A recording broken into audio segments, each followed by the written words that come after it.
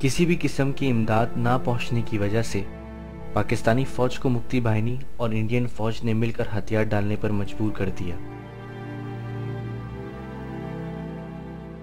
16 दिसंबर 1971 Pakistani army के general Niazi ने surrender कर दिया और पाकिस्तान का एक हिस्सा टूटकर अलग हो गया।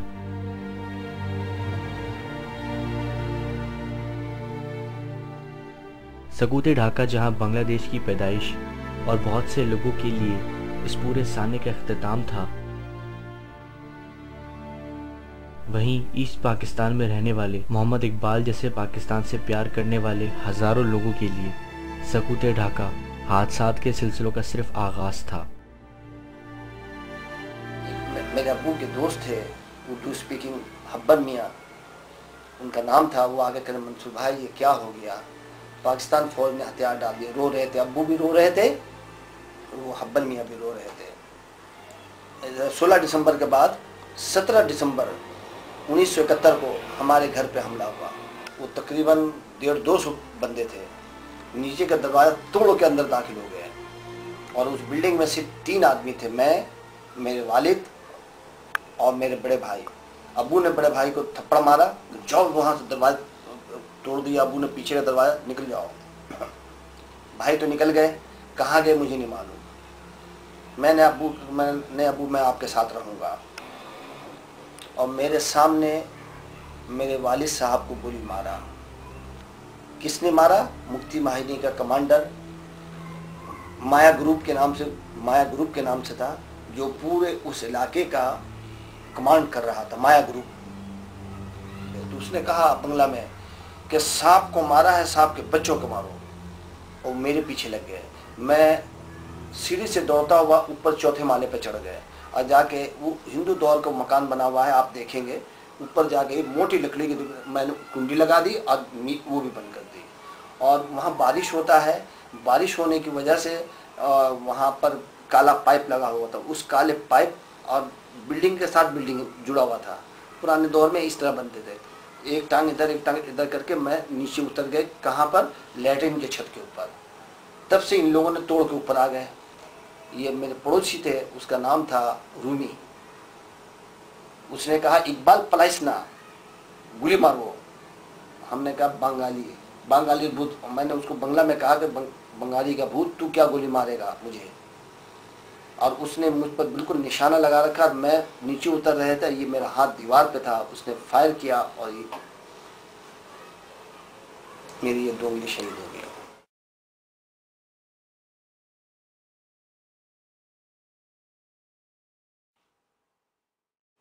तो मैं वहाँ से भागते हुए बहुत दूर आगे निकल गए, उसका नाम है जोगीनगर। वहाँ जब हम चले गए, खून देखा तो मेरे पूरी धोती जो लुंगी पहने हुए थे उसमें खून था। खून देख करके मैं बेहोश हो गए। तो कुछ बंगालियों ने लाकर मेरे मुंह पे पानी का बाल्टी डाला। होश में जब आया तो उसने कहा कि पहला सवाल उसने कहा, तू बिहारी के बंगाली? तो मैंने कहा कि आई बंगाली। उसके बाद वो फ़ौरन ढाका मेडिकल मुझे ले गए। मैं ढाका में मेडिकल चले गया। 15-20 दिन के बाद मेरी वालदा जो मीरपुर में थी वो पहुंच गई मुझे लेने के लिए और मैं उनके साथ चले गए। और इस तरह हमने जो अपनी आँखों से बांग्लादेश बनने के बाद जो कुछ देखा, जो मैं बयान नहीं कर सकता हूँ, अपने सामने लोगों को ज़बह करते हुए देखा। वहाँ नौजवान लड़कियों को जो उर्दू स्पीकिंग थे, उनको मुक्ति वाहिनी गाड़ी में उठा के ले जा रहे थे। बोनुग्राम, ठठेरी बाज़ार, वारी, मीरपुर, मोहम्मदपुर, इन इलाकों में की रिपोर्ट थी। मगर जो आँखों से देखा, जहाँ में रह रहे थे, कहाँ पर? ठठेरी बाज़ार, बीबीसी रोड के माने हैं बाबा चरम चक्रवर्ती रोड, नवाबपुर रोड। इन इलाकों में जो उर्दू स्पीकिंग थे, उनके नौजवान बच्चियों को उठाया मुक्ति वाहिनी ने। बहुत जुल्म सितम के, आज तक वो बच्चियाँ नहीं मिली। कहाँ गई, क्या हुआ, मुझे नहीं मालूम। अपने सामने देखा कि नौजवान लड़के को पकड़ के उर्दू स्पीकिंग को ज़बह कर दिया, गोली मार दिया। ठेडी बाजार में, ताहिर बाग लाइन में ताहिर बाग लैन में अपने आंखों के सामने देखा, 2-3 बंदों को पकड़ पकड़ के जबा कर दिया, खून जो है नाली में जा रहा था। आज हमारी तारीख की किताबों में और टीवी चैनल्स पे सकूते ढाका के मुतालिक तकरीबन तमाम प्रोग्राम्स में इस बात को बार बार दोहराया जाता है कि ईस्ट पाकिस्तान हमारे हाथ से सिर्फ फौजी शिकस्त की वजह से गया, और उसके साथ आज भी पाकिस्तान फ़ौज के मजालिम के किस्से और उन रेफ्यूजीज़ के बारे में चर्चा किया जाता है, मगर उन कत्लेआम की महफिलों का कोई जिक्र नहीं करता जो सकूते ढाका के बाद मुफ्ती भाईनी ने पूरे ढाका में सजाई, और चंद किताबों में छपने वाली हकीकत को जानबूझकर नज़रअंदाज किया जाता है। सच तो ये है कि इन रेफ्यूजीज़ की बताई हुई तादाद को दुरुस्त साबित करने के लिए ना तो कोई रिसर्च टीम भेजी गई और ना ही कोई यूनाइटेड नेशंस की तरफ से ऑफिशियल रिकग्निशन दी गई।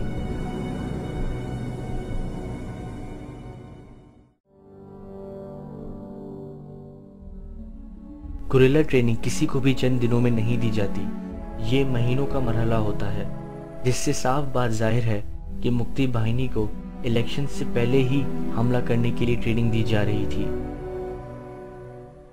ये सारी बातें कोई और नहीं पर मुफ्ती बाहिनी के ही एक कमांडर रहने वाले ज़ैनुल आबदीन ने अपनी किताब रॉ एंड बांग्लादेश में लिखी है।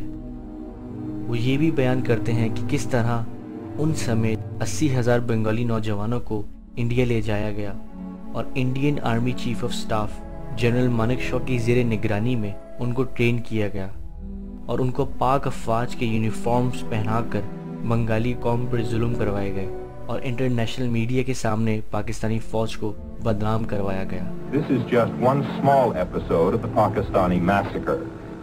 The killings were the beginning of a reign of terror by Pakistan, which set off a revolt by the Bengalis and ended in the liberation of Bangladesh. Zainul Abedin के अलावा सकूते ढाका और उसके बाद के वाक़ियात के एक और ऐनी शाहिद कुतुबुद्दीन अजीज़ अपनी किताब ब्लड एंड टीयर्स में वो सारे किस्से बयान करते हैं जिसमें इंडिया का किरदार इस पूरे साने में वाज़े नज़र आता है।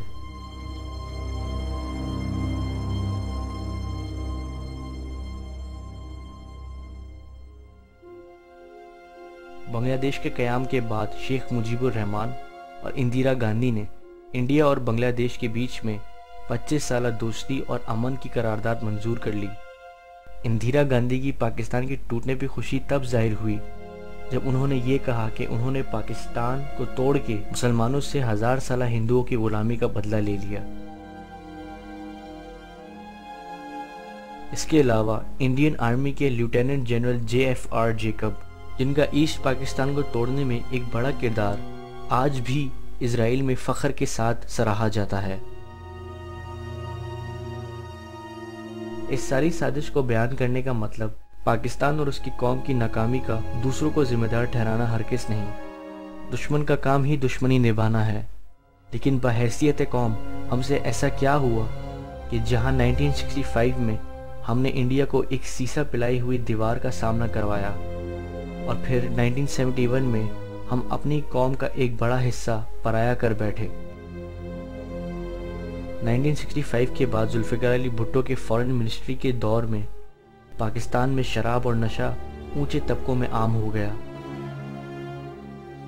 और ये वो दौर था जब पहली बार पाकिस्तान टेलीविज़न चैनल पर अंग्रेज़ी फिल्में चलना शुरू हो गईं। बेशर्मी और बेहयाई कौम को पसंद आने लगी, हैसियत और तबकों में फ़र्क ज़ोर पकड़ने लगा और दिन ब दिन कौम इस्लाम की तरफ लापरवाही का मुजाहरा करने लगी, बजाय इसके कि उस वादे को तकमील दी जाती जिसकी बुनियाद पे हमने पाकिस्तान को बनाया था। याद कीजिए, उस वक्त आलम अरब में पाकिस्तान की बहुत बड़ी जो है इज्जत और तकरीम हो गई थी एकदम, क्योंकि 1965 में पाकिस्तान ने भारत की ताकत का मुकाबला करके उसे रोक दिया था, अपने से 5 गुना बड़ी ताकत, दिफा कर दिया उसकी इज्जत पाकिस्तान की। और खासतौर पर 1967 में जो अरबों की जिल्लत हुई है, तो जाहिर बात है उसके हवाले से और पाकिस्तान का मकाम ऊंचा हो गया। यही एक कौम है, यही एक मुल्क है। हमारा तो हाल जो हुआ वो हमने देख लिया 6 रोजा जंग के अंदर। अरब तो खोखले हैं, जाने नहीं, लेकिन पाकिस्तान वाकईतन यह है कि उन्होंने करके दिखाया है, भारत का मुकाबला किया है, भारत का हमला रोका है।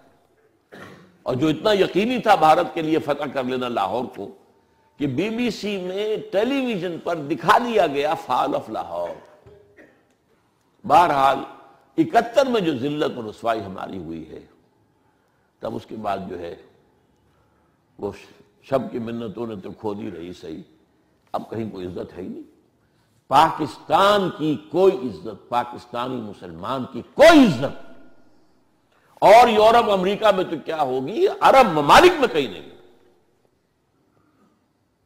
इंतहाई हिकारत के साथ देखे जाते हैं हमारे जो लोग वहां पर काम करते हैं जाकर, मुर्तज़क़ीन, वहां का नौजवान के ये रिस्क की तलाश में ही आए हुए भिखारी लोग हैं। मैंने कहा फिर तुम्हारी गैरत को क्या हो गया, क्यों बैठे हो यहां पे? पैसा, रियाल तो मिलता है ना, अमेरिका में डॉलर तो मिलता है ना, बस। और हमने अल्लाह से वादा खिलाफी की। दुनिया में कोई कौम इज्तिमाई तौर पर अल्लाह से कोई वादा करके वादा खिलाफी करे तो उसकी सजा क्या मिलती है? सूरह सजदा में आए थे, वलनुज़ीक़न्नहुम मिनल अज़ाबिल अदना दुनल अज़ाबिल अकबर, हम इन्हें मजा चखाएंगे छोटे अजाब का बड़े अजाब से पहले। छोटा अजाब क्या है? ये जो अल्लाह जरा झंझोड़ने के लिए, बेदार करने के लिए, शायद जाग जाए, कभी कहत आ गया, कभी कुछ और आ गया, कभी सैलाब आ गया, अल्लाह की तरफ मुतवज्जे हो कि अल्लाह का अजाब अदना की शक्ल में आ चुका है 1971 में। जबरदस्त शिकस्त, 93,000 हमारे कैदी हिंदुस्तान के पास गए, पाकिस्तान 2 लख्त हो गया, बदतरीन शर्मनाक शिकस्त। हमारे टाइगर जनरल ने अपना पिस्तौल पेश किया। यह है अजाब अदना। लेकिन यह कि हमने उस अजाब अदना जो हादसा था उससे कोई सबक हासिल नहीं किया। फिर अजाब अकबर है जो अफसर पर खड़ा हुआ।